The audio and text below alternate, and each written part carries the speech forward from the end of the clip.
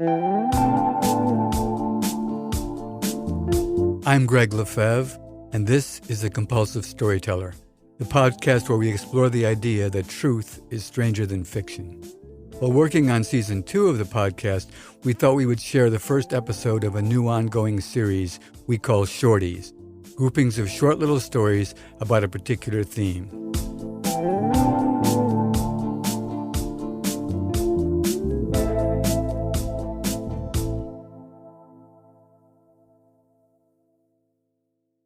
Twice blessed. I'm not a religious person, and I don't believe in any sort of traditional God. If there is one, it is, not he is and not she is, it is most probably a disinterested force like gravity, which, while exerting great influence over human beings, takes no notice of us at all.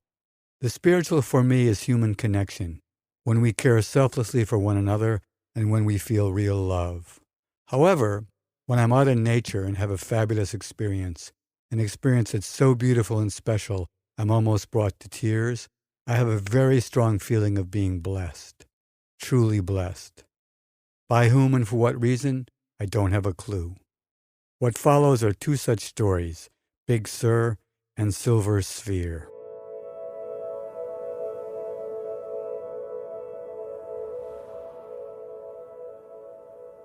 Big Sur. The first time I was in Big Sur, I went looking for sea lions in the early morning along California Highway 1. This was before sea lions were doing so well that they were starting to become a nuisance in marinas and on crowded beaches. They make a lot of noise barking and roaring, so I thought I could simply drive along the highway, pull over and listen, and I'd hear them. There was one problem with my plan, though, because in the early morning, the steep hillsides that drop down precipitously from the highway to the Pacific are often buried in fog. So I might be able to hear them, but I could not see them. My first wife was along for the ride, but not really on board with the plan. She had no intention of climbing down to see the animals up close, but was concerned for my safety. This was near the conclusion of our 11-week honeymoon, slowly driving a VW Beetle across the country. And I'd gotten us into a number of dangerous jams along the way, so her concern was definitely justified. After only a few stops, I found myself gazing into the shifting fog as I listened to the sounds of a colony of sea lions below. Their roars intermingled with the sounds of the sea and the calls of the gulls echoing off the surrounding rocky cliffs. "I'm going to take a quick look," I called to my wife over my shoulder as I jumped over the guardrail and disappeared down the steep embankment into the fog. Of course, I neglected to read any of the signage by the guardrail and got into trouble almost immediately. The steep grade was composed of an accumulation of thousands of thin pieces of shale, and as I started down and dug my feet in, the whole field of shale I was standing upright on began to move. I realized there was nothing I could do to stop it, and based on the sound of the crashing waves that I could hear more distinctly now, I feared that the field of shale might slide over the edge of a cliff. So I spun around and flattened myself onto the moving gravelly surface. Everything continued to move for a few seconds and then came to a stop. Through a passing hole in the fog, I could see that I was about 10 feet uphill from a sharp precipice of unknown depth, and I was now afraid to move at all. At that point, two things happened simultaneously as the fog closed in. My wife called down to me, "Are you okay?"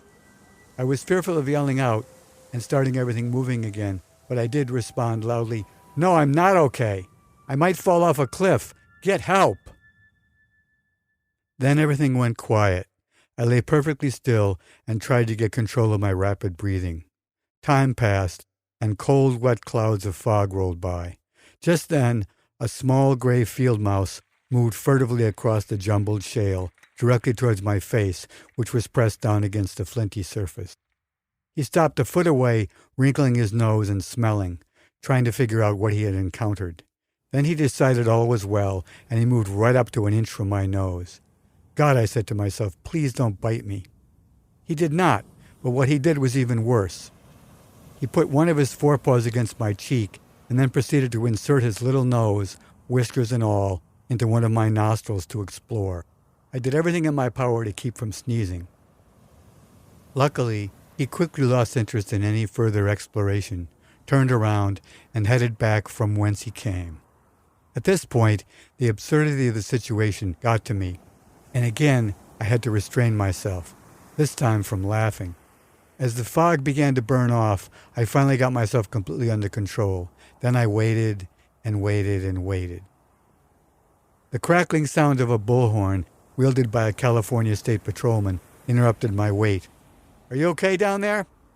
I paused. "No, I can't move."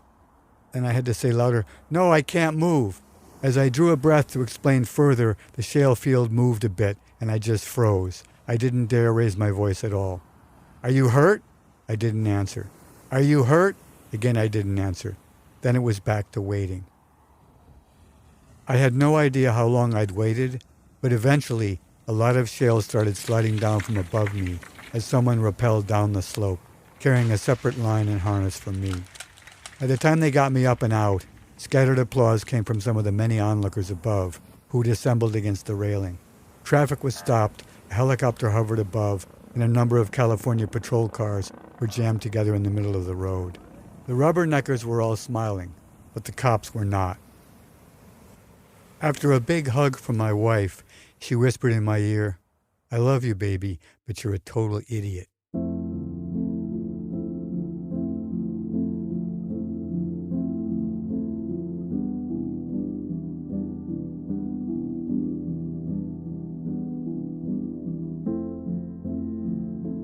On the way back to where we were staying, we passed the Esalen Institute, the famous spiritual retreat and research center, where someone had spray painted with fluorescent orange paint the word "help" in all cap letters on the rough-hewn wooden sign, which I pointed out to my wife, and we had a good laugh.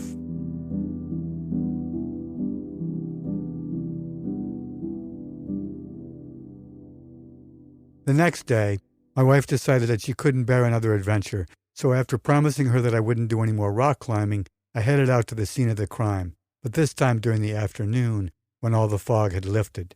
After all, I reasoned, my problem was the fact that I couldn't see what I was getting myself into, and now I could. Upon arrival, I could still hear the sea lions, and if I walked down the road a little, I could actually see one down below, sprawled out on a flat rock ledge by a boulder, just above the sea swells of the Pacific. Walking along the highway, I also noticed that there were signs posted at regular intervals on the railing, warning of the dangers of landslides and falling rocks. Even today, I'm still never one to read signs, or instruction manuals, or even contracts for that matter. On my walk, I discovered a ravine a couple hundred yards south, where I decided to make my descent. It was heavily overgrown with bush and small trees, so I wouldn't be rock climbing as I promised my wife I wouldn't. But I would be bushwhacking, and I got scratched and chewed up pretty badly.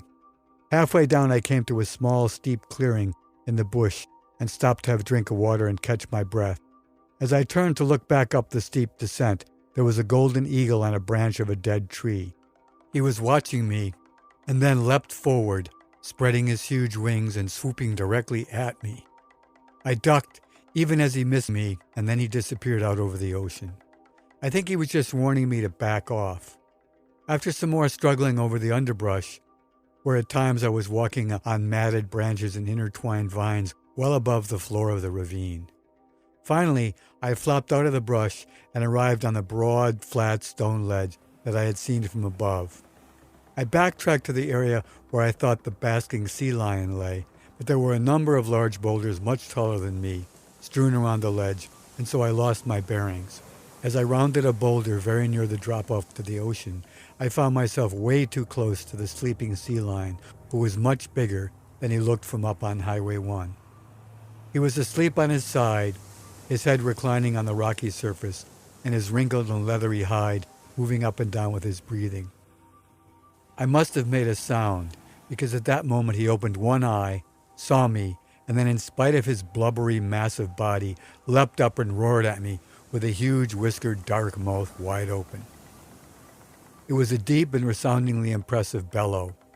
Had he decided to attack me, he would have had me, but instead he turned and gracefully dove into the ocean, creating a circular tidal wave, and re-emerging 20 yards out, fiercely roaring and barking.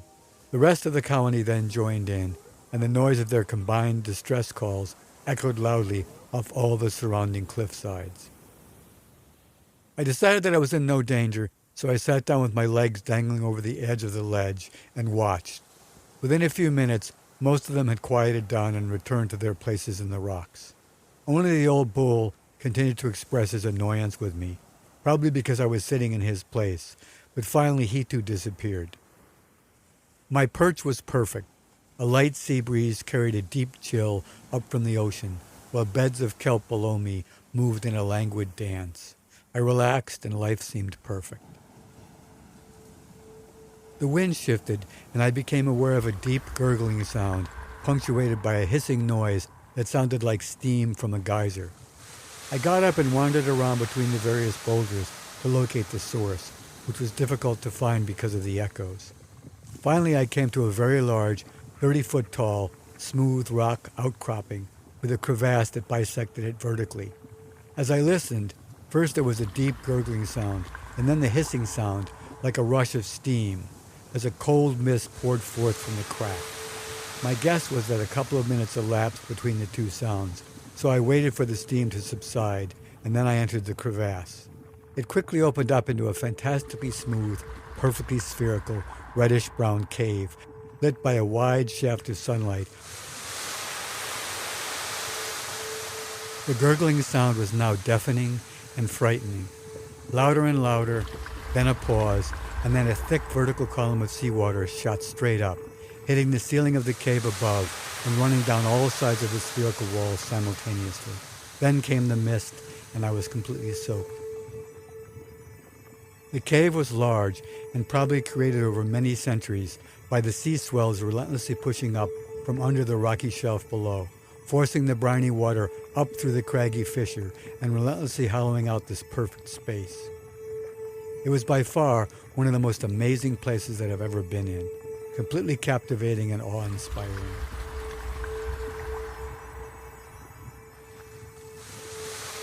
My guess was that given how difficult it was to get here descending the crumbling cliffside and then navigating the labyrinthine boulder field, few human beings, if any, had ever been here before.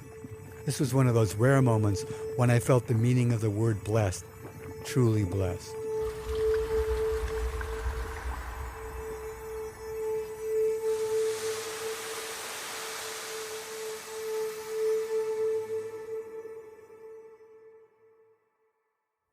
After spending a couple hours in the sea cave, I got a real chill and had to leave. I sprawled out on the rocks, much like the old sea lion, to enjoy drying out in his place in the sun. The trek back up to the highway was even more difficult than my descent, but just before sunset, I threw myself out of the brush and climbed over the guard railing to my VW. I made one big mistake on this glorious expedition, in part because I was so done in by the experience. I didn't take note of the mile marker, nor any of the landmarks, or the exact location of the place on my road map. Early the next morning, we left to return the car to San Francisco. But the place stayed clearly in my mind, and a few years later, when I visited San Francisco again, I made a second pilgrimage to find my sea cave. I spent the whole day driving and looking with no luck. It was lost in the fog that rolled down across Highway 1. Probably forever.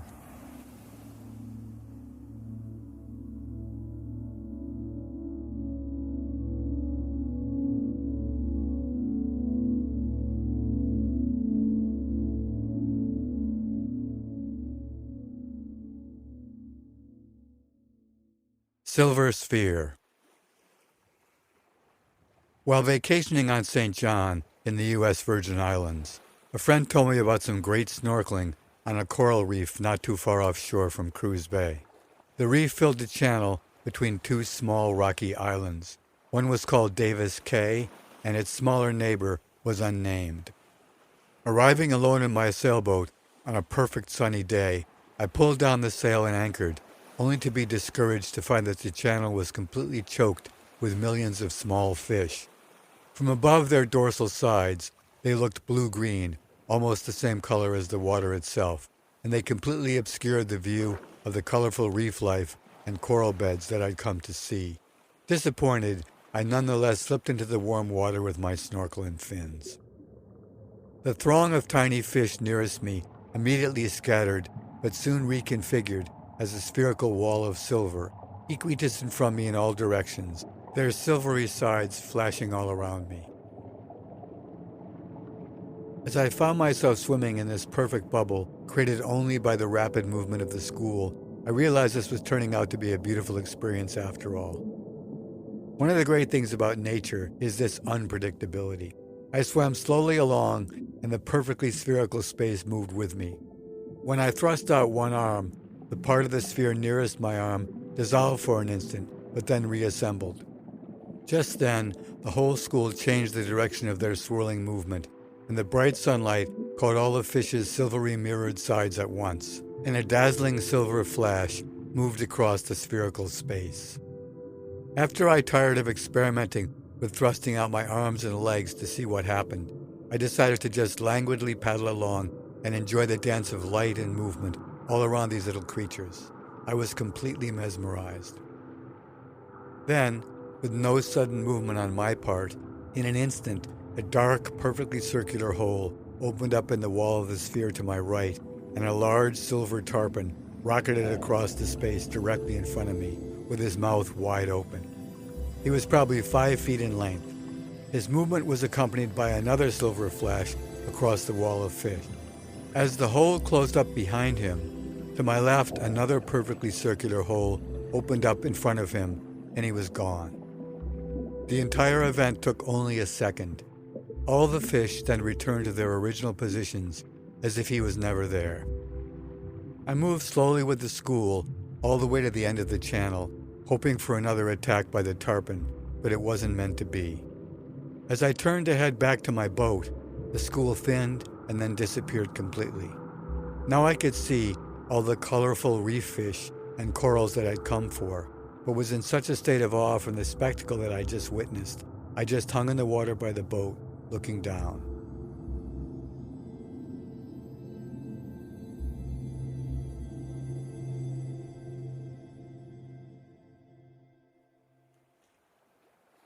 I sailed back to Davis Cay a number of times over the years, but never again found myself in the middle of that beautiful silver bubble.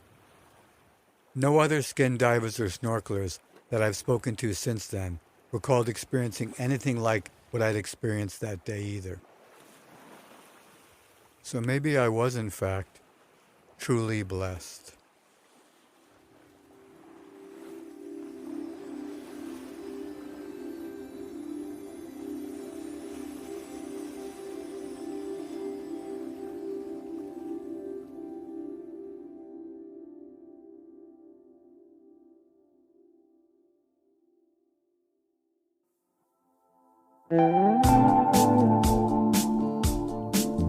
The Compulsive Storyteller is produced by Peter Kokoma and me, Gregg Lefebvre. This week's episode featured an original score by Peter Kokoma, who also made our theme music. If you've enjoyed our podcast, please subscribe to The Compulsive Storyteller on Spotify or wherever you listen to podcasts, and it would be great if you could leave a review. Follow the show on Instagram at The Compulsive Storyteller, and check out our website for more information at thecompulsivestoryteller.com. Thanks for listening, and if you didn't like this one, the next one will be another story.